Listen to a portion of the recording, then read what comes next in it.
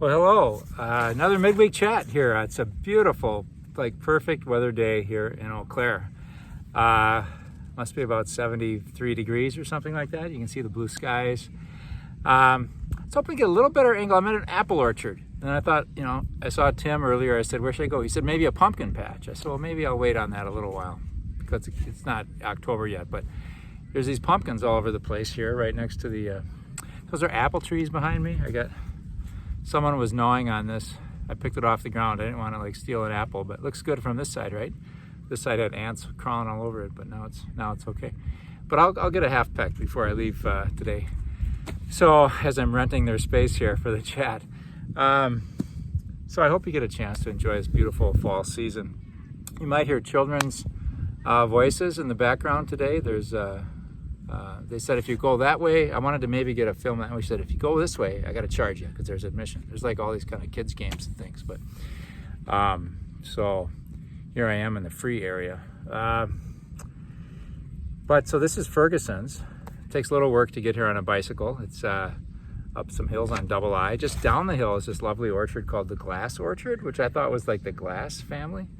But they call it the Glass Orchard because they make glass. They sell apples too, but they make glass pumpkins.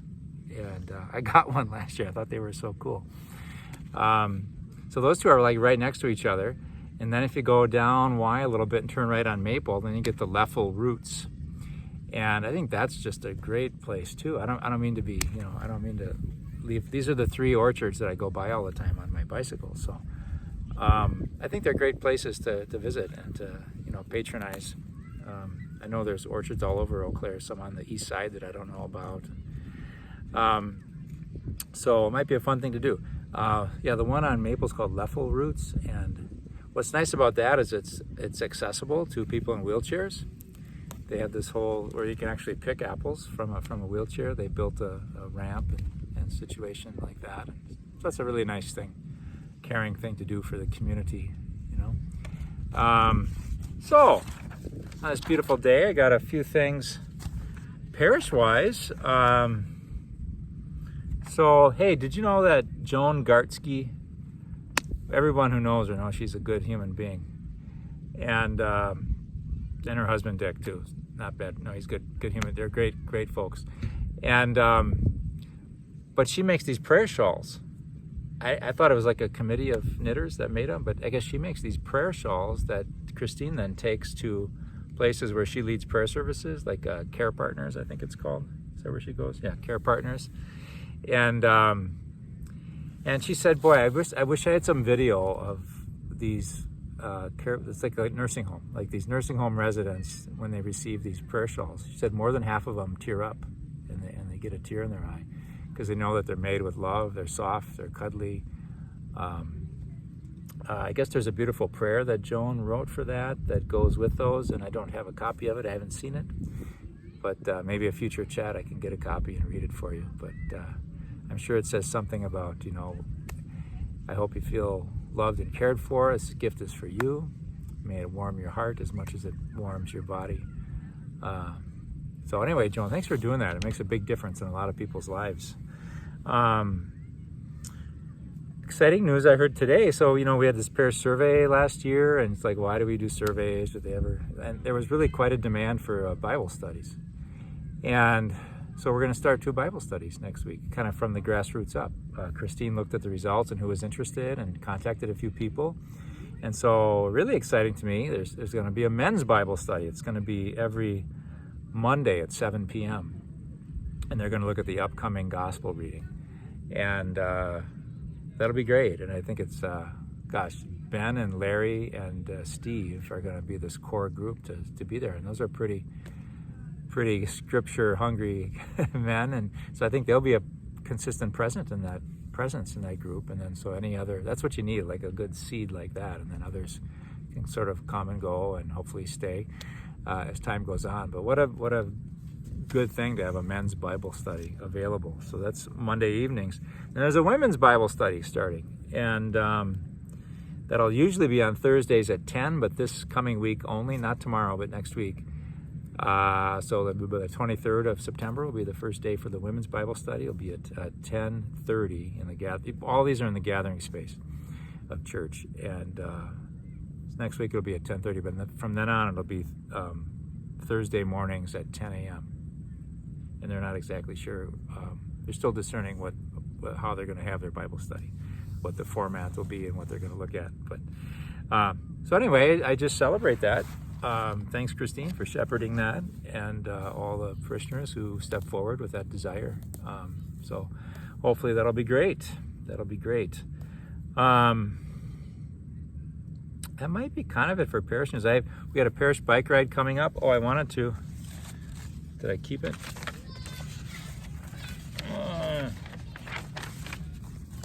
No, where'd it go? I'll be back by my backpack, which is behind me. I'm not sure I want to go get it, but I'll go get it. Let's see. Oh, here it is. Here it is. I was sitting on it. So I mentioned, last week Chuck Zabrowski died, or a couple weeks ago now. A good guy, and he liked the parish bike rides, and so we got a gift from Karen, his wife, in memory of him. And I think I mentioned. So it says, through the generosity of people who contributed to Chuck's memory, the following things will be happening. Several trees will be planted in his name. Donations will be made to the UUC. I'm not sure what UUC is. And St. James. Discretionary funds will be used for parishioners in crisis and in need. Maybe Unitarian Universalist Congregation, UUC. I'm not sure. Anyway, I'm sure it'll be a good place where people in need come. Memorial bench will be placed in the town of Union Conservancy land. He liked being part of the process of the successful land transfer to the town. A donation will be made to the Ronald McDonald Charities. Chuck felt it was hard enough to be sick, but felt especially bad for families struggling along. And then last but not least, ice cream treats on St. James Parish bike rides will be on Chuck for the next year or so. He loved those rides. So this Sunday, we'll have a parish bike ride at noon. So we'll make sure to stop at one of those ice cream places, and it'll be free for you because it'll be on Chuck. So thanks, Karen and Chuck, for these gifts, and we continue to feel your presence. I go through my old photos on my iPad once in a while, and there's a really awesome picture of Chuck. I need to send it to Karen of it's Summerfest, working behind the counter, serving the chicken dinner, and he's just got this kind of loving, active face, like, what do you need? You want potato salad or something like that? But, and it's amazing how many of those pictures, when I flip by them, there are people that were so a vital part of St. James, but who have died, who've gone on to the next thing. Chuck's one of them, but there were several others. And now Rose Tracy died. She was among those photos. She used to sit at the silent auction, and Ann Bohr's mother. So we won't have a service for her until October 29th. It's been a little delayed so people can come and live far away. Yeah. So that's going on. Let's see. Outdoor Mass was really a joy last October 10th. It's in the past, last Sunday. And we had a baptism at it. So Kayla and Matt Brantner presented their child Madeline, and that was good, and the weather, it just got a little drippy toward the end, but basically the rain that was predicted as not likely but possible never came, so that was good for us. The next Outdoor Mass will be back on Saturday, 6 p.m. on September 25th. Okay. Golf outing, still a thing. Everybody wants to just play 9 holes with parishioners, let me know, or Jim Whiteside would be really the guy to call. That'll be Sunday, September 26th at 1 o'clock. Okay. All right. For prayer. Oh, directories. You've maybe been hearing, if you've been at Mass or watching the video Mass, we got all these parish directories, and on usual times they would have gone like that because people like them. But with COVID and everything, anyway, we got boxes and boxes of parish directories of photos that were taken not quite but almost 2 years ago.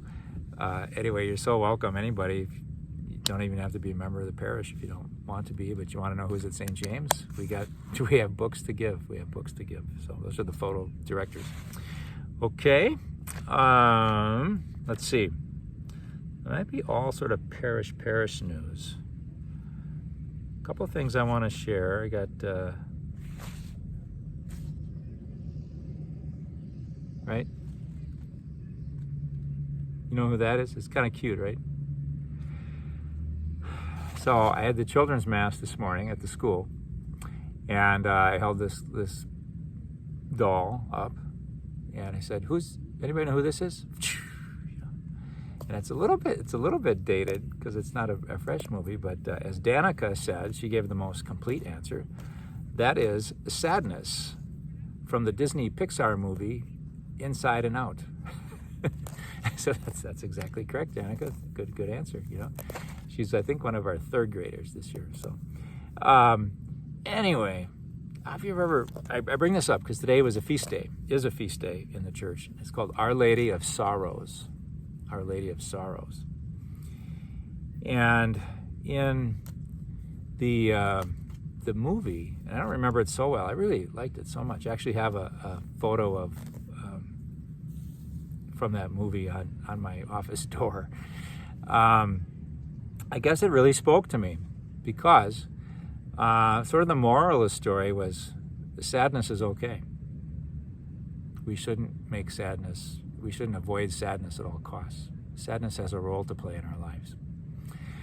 And so there was one, this was the emotion of sadness personified. And there was another character named Joy, and she was always happy, and she would never want to be sad. And so she didn't really like sadness being around, and she'd always try to keep sadness away from the action.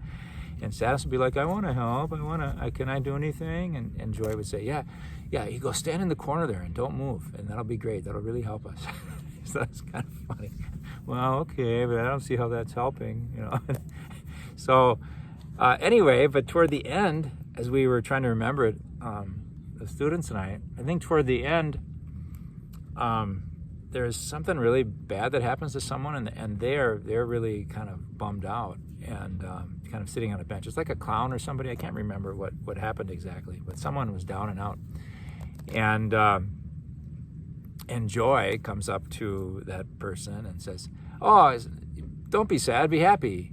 I don't know if you've ever been sad or frustrated and someone just tells you to buck up and be happy. It's not really what you need to hear, right? And so I asked the kids, I said, well, if you're sad, what do you like? Well, what would you do if someone's sad? Or if you're sad, what helps you? What helps you when you're sad? You want someone just to say, hey, cheer up. And one of them said, I just like a hug. I just like a hug. And I thought, that's great. Yeah, and sometimes words, what do you say, right? And I said, but if you had to put words to the hug, what would those words be? And they had different responses that were good, And I think in the end it was like, it'll be okay. Can I just sit with you for a while? Or I'm sorry that happened to you. It'll be all right. Those kind of things. But it reminded me, I'll put sadness down now. So it reminded me of this experience I had. I went to a workshop once at UW Stout, and it was, about different things, but part of it was how to be with people in their pain. And I must have had a nice, sensitive look on my face because she called on me. She said, "You look like a sensitive man." I said, "Well, okay." And she said, "If I'm really hurting and I'm just really sad and distressed, I'm in pain, what would you say to me?" And this is like 15 years ago now, so I don't really quite remember. But I said stuff like, well, I said it's looks like you're struggling, but it'll be okay tomorrow or something like that. And she said, "Yeah, but I'm hurting now. Now I hurt more." And I said, "Well, maybe it'll hurt now, but it won't hurt. It won't hurt forever. Just remember that." And she said, "Yeah, but I hurt now, and now it hurts more." And whatever I said, it just seemed like it was the wrong thing. And she said, now I'm in more pain." That's the part I remember for sure. Whatever I said, "Oh, now I'm in more pain." So I just felt like a complete failure. And honestly, I still struggle with that. How to be with someone in their pain. It's a great skill, I suppose, to have as a friend. And probably it's not, there's things not to say and things to say, but probably a lot of it is just the quality of the heart. Do you really want to be there? Do you really care? And I think people will pick that up.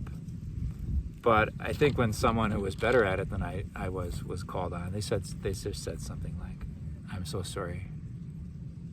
I can tell it's really hard for you." And then she kind of relaxed and said, "Yeah, it sure is." And then I talked about it. So acknowledging people's pain and being able to sit with it. And don't you think it's true? I think it's true that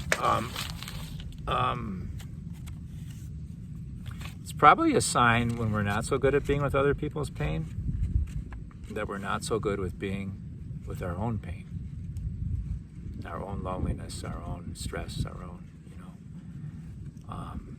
some people, I think, just kind of realize that life is hard, and they don't expect things to always feel good, and they weather that pretty well, and they kind of make friends with their own pain and their own sadness, lonely times, and they don't have to turn on the TV or turn on the radio or eat Cheetos or whatever their distraction is. Hopefully those things and not worse things. And others not. Others can't sit with pain very well.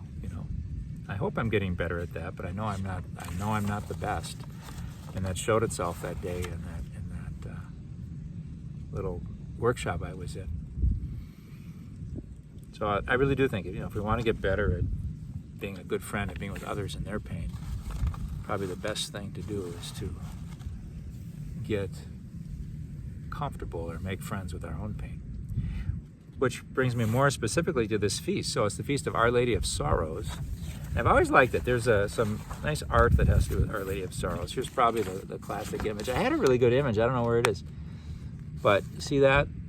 It's the Blessed Mother with 7 swords in her heart, representing the 7 sorrows of Mary. And gosh, I'll test myself here. I've reviewed them with the children, but basically, so the 7 sorrows of Mary, 4 of them have to do with the cross, but one is just the prophecy of Simeon. That's why there's a sword in her heart, because the Simeon in the temple, they bring the infant Jesus in. Simeon's so excited because the Lord promised him he wouldn't die until he saw the Messiah, and he goes, let your servant go in peace. Your word has been fulfilled. I've seen with my own eyes, the one to come. And but then he turned to Mary and he said, this child of yours will be a sign of contradiction for many, and you yourself, a sword will pierce your heart. So he's predicting her pain and her passion as she witnesses the death of her son. And so that's the first sorrow. The second one was the flight to Egypt, having to be a refugee and leaving in order to find safe place. We should never forget in these days of age with refugees in our world that the Holy Family were refugees. And the third one was the panic of losing Jesus in the temple, where I always think I shouldn't make light of it, but it's kind of like, Joseph, where's Jesus? Well, I thought he's with you. Well, I thought he's with you. Where'd he go? And they're maybe halfway back to Nazareth, and they realized Jesus wasn't with them. So they turned around and found him in the temple teaching the elders. So those are those three sorrows. And then there was seeing Jesus carry the cross, seeing Jesus die on the cross, having the dead body of Jesus laid in her arms when he was taken off the cross. That beautiful sculpture of Michelangelo, the Pietà, represents that so well. And then seeing Jesus laid in the tomb. So those are the 7 sorrows of Mary. And because they're all with the cross, usually you see the 7 sorrows of Mary, like this picture that I saw. I'm not that fond of this image. I like the one I have. I couldn't find it. But maybe this is telling us the truth. She doesn't look that sad in this image. I prefer Our Lady of Sorrows to look sad, I guess. But she looks really quite at peace. But maybe there's a message there too. Maybe she's the one who's really made peace with her sadness. So there's that sense of peacefulness on her face. And because so many were of those sorrows, 4 out of the 7 have to do with the cross. There's another image of Our Lady of Sorrows. It's just in there. She certainly looks sad, but she's looking at it's like a vision of her son crucified, right? So just ask Mary, Our Lady of Sorrows, on this feast day to help us be compassionate companions, be good friends to others in their sorrow. And Mary and Jesus, you both know our pain. You know what it's like to be human and to grieve and to lose and to be limited and to hurt. And so help us to welcome you into our pain. And we know that you want to be companions for us in our pain. And help us not run from our pain, but to grow wiser from it, to learn how to be maybe stronger for others through our own experience of suffering. Holy Mary, Our Lady of Sorrows, pray for us. So that was kind of the spiritual piece. There was a press conference. Pope Francis, he sometimes says the most interesting things on his plane rides home from foreign visits. So he made his first foreign visit, I think, since COVID started. He went to Hungary. He was flying home, I think, from a place called Bratislava. Maybe that's in Slovenia, I think, maybe. But you know, that's sort of northeast of Italy. More east, I think, but north too, certainly. Anyway, they pressed him on a few issues. I just thought I'd mention. You might read about them in the news. They pressed him on the whole idea. Maybe you've heard that the U.S. bishops are preparing a document on the Eucharist, and not just the Eucharist, but somehow like how are we? When should we receive Eucharist? What kind of a life should we be living if we're going to receive Eucharist? And some people say that some of the bishops want to are pointing at they're hoping to be a little condemning some politicians for promote abortion rights, things like that. Should they go to communion? So that's always it's been a hot issue for the last 25 years, I guess. Anyway, they asked the Pope about this, and he said, he was just very clear about abortion. He said, abortion's homicide. It's human life, and so let's not debate that point. And he also said, so people that are not in communion with the church, for example, Jewish people, he wasn't condemning Jewish people in any way, but they're not Christian, they're not in communion with the church, and that's just the way it is, because they're a different religion. He said they should not receive communion because it's really a celebration of our communion together as Christians, right? And